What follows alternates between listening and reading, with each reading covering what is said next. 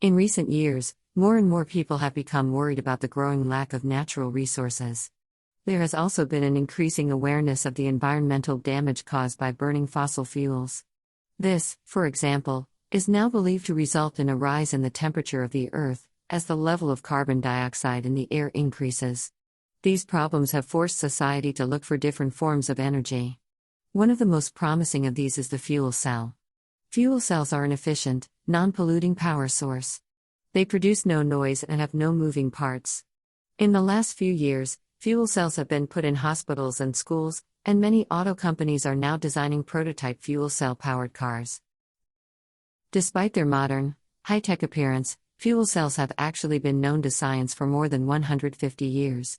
The history of the fuel cell can be traced back to the 19th century and the work of the British scientist, Sir William Robert Grove. His experiments in 1839 on electrolysis, the use of electricity to split water into hydrogen and oxygen, led to the first mention of a device that would later be called a fuel cell.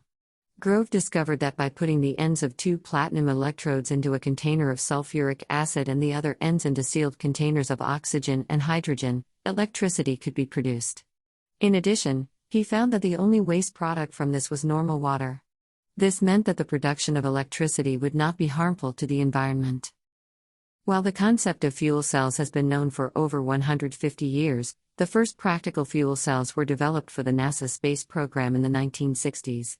The space program required an efficient, reliable and compact energy source for spacecrafts, and the fuel cell was a good fit. Today NASA continues to use fuel cells to power the space shuttle.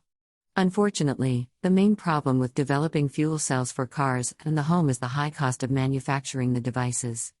On the other hand, recent technological improvements and a large investment in them by auto companies, NASA, and other organizations, have led to rapid falls in the manufacturing cost.